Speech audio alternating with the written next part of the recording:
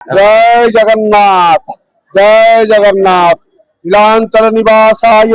नित्याय परमात्मने बलभद्र सुभद्राभ्याम जगन्नाथाय ते नमः। आज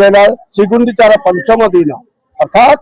आज हेरा पंचमी महालक्ष्मी रोषणी दिन। आज रोषणी करके आज महालक्ष्मी निज आज जगन्नाथ रोषणी कर लगिकी जी महालक्ष्मी आज 5टा समय आसवे आसी रथ भांगे से बड़पंडा को बांधिक हिसाब करके राग रोषाणी करके महाप्रभु को रागिकी बगड़ा चाउल फोपाड़ी सी आज जी उक्त दिन को हेरा पंचमी बोली कहती। हेरा हेरा अर्थ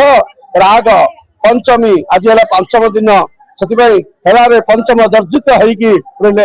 नारी ताको हार पंचमी कहते हेरा पंचमी कहती। आज महाप्रभुंकर नरसिंह अवतार आपर महाप्रभु जो नरसिंह अवतार होते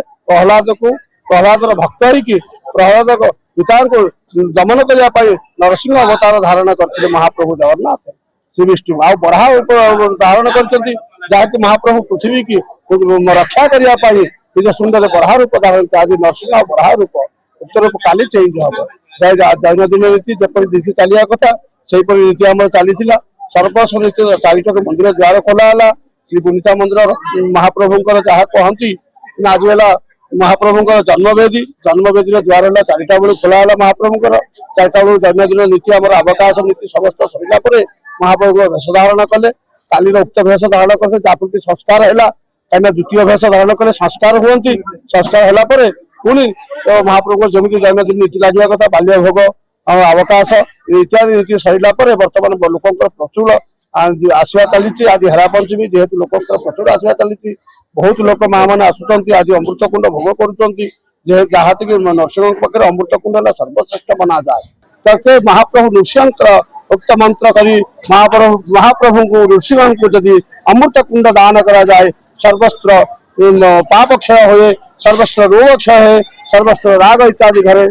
सर्वस्व घर अत्यंत गंडगोल जहाँ थाए सर्वस्त्र पाप विमोचन हुए बोली नृसिंह दमन शास्त्र में कहा जाए। जय जगन्नाथ जय जगन्नाथ जय जगन्नाथ।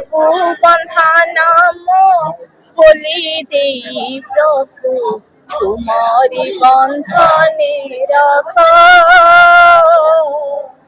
तुम्हारी बंधने रख सबु बंधन खोली दे प्रभु तुम्हारी बंधने रख तुम्हारी बंधने रख तुम प्रेम डोरी मगलारे भिड़ी टाणी निय तुम पाख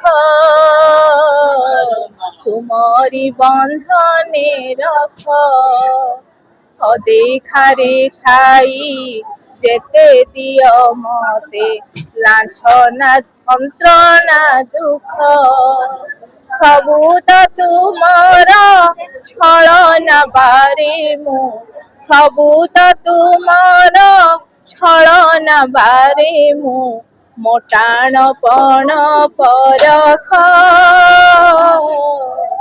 मोटाणपण परख सबू बंधन मो खोली दे प्रभु तुम्हारी बंधने रख